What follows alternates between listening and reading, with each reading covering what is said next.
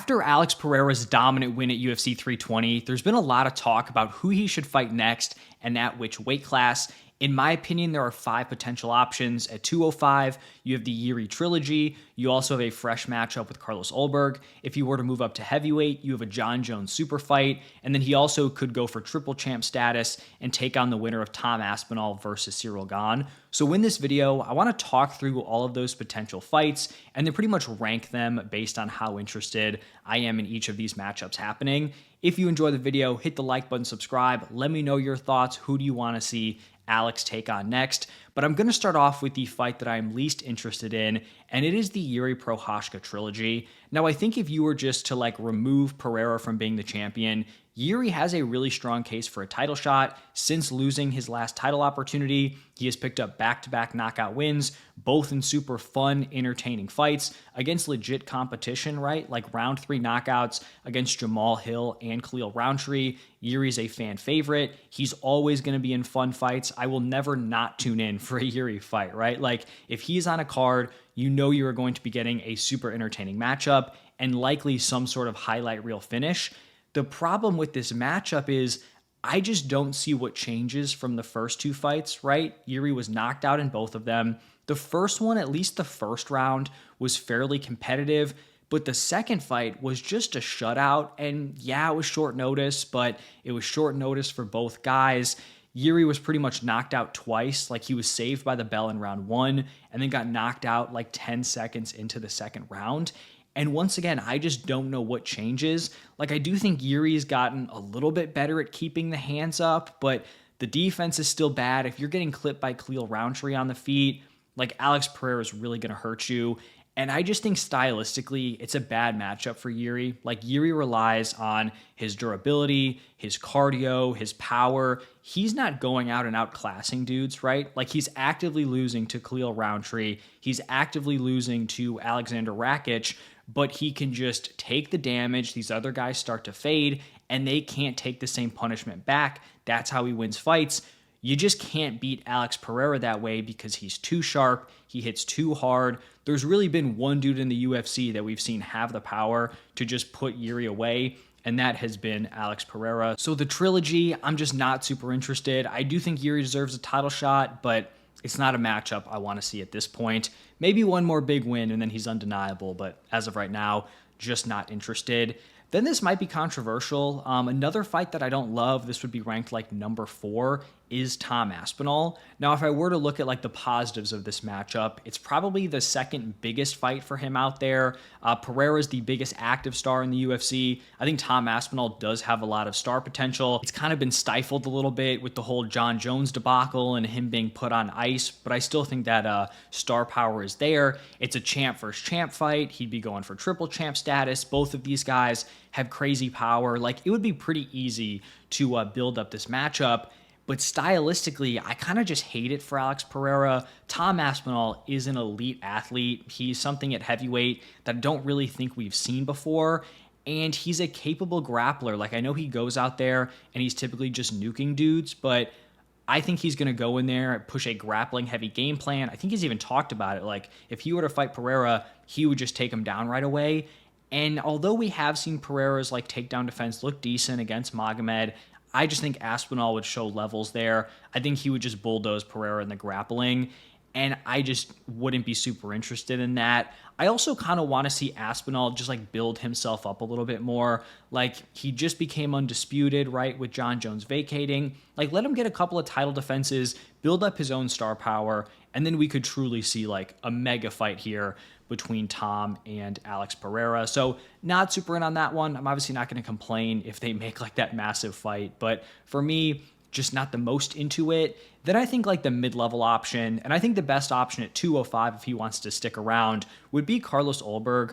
Ulberg's on a 9-fight win streak. He's coming off a round 1 KO against Dominic Reyes.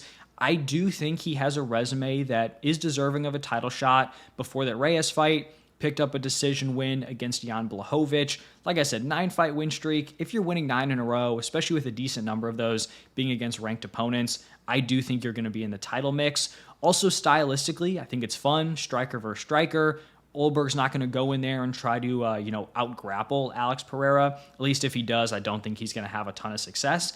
And then I also think there's kind of like a built-in storyline that people just aren't really picking up on, which is like you obviously have this amazing rivalry between Alex Pereira and Israel Adesanya, and then now you have Alex Pereira taking on Izzy's teammate. Now maybe that rivalry's kind of died down. It seems like they're friendly with each other, but I still think that's kind of interesting. So if he were to stay at light heavyweight, which I think would be fine, like I'd be interested in seeing him picking up a couple more wins there before he moves up. I do think Ulberg is a really fun matchup for him. Now, in my opinion, the second best option we have here is Alex Pereira taking on Ciryl Gane.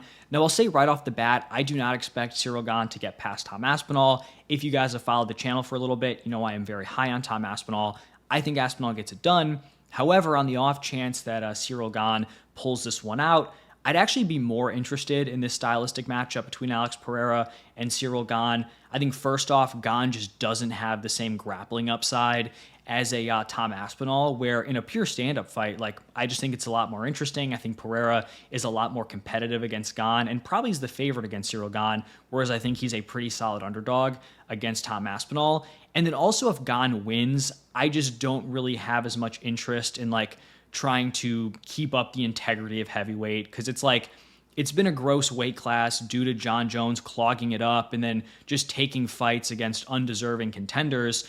And so now you finally have Aspinall, and if Aspinall can actually pick up the win here against Ciryl Gane, defend the undisputed title, then you can start to build a foundation at heavyweight. If Tom Aspinall goes out and loses to Ciryl Gane, I'm kind of just willing to accept that heavyweight is cooked. It's a disaster. And so, sure, whatever, let Alex Pereira move up, go for a triple champ status. So really, it would just be like the strength of heavyweight would make this more interesting for me. And then also like a legitimate triple champ opportunity. I think Pereira would be the favorite in this matchup, and if he could get it done, that would just be absurd. So that is my second favorite option. And then at this point, the option that I think is the clear number one, and I think the fight that both of these guys would be interested in, and I think Alex Pereira wanted to call out, it is the Jon Jones fight. Now, I will say, I was completely against this matchup when Jon Jones was champion, right? You had Alex Pereira kind of hinting at moving up. You had Jon Jones saying he wanted to defend his title against Alex Pereira. At that point, Tom Aspinall 100% deserved the title shot. I think Jon Jones was kind of just calling for Pereira because he didn't really want that Tom Aspinall fight. At this point, it seems very clear he had no interest in taking on Tom Aspinall. Asked the UFC for a large amount of money, thinking they wouldn't give it to him. They, ended up being willing to pay him that amount. And then he's like, never mind.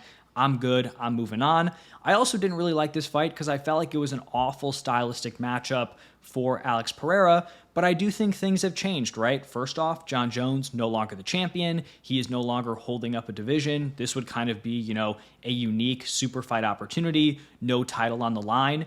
And then also, Alex Pereira has proven to be a little bit more competent in the grappling department than he was when this fight was originally being discussed, right? You look at the first Magomed Ankalaev fight. Now, Magomed isn't some sort of like top tier elite wrestler. He's more of a striker than he is a grappler, but that was his toughest grappling test, and he was able to avoid the takedown.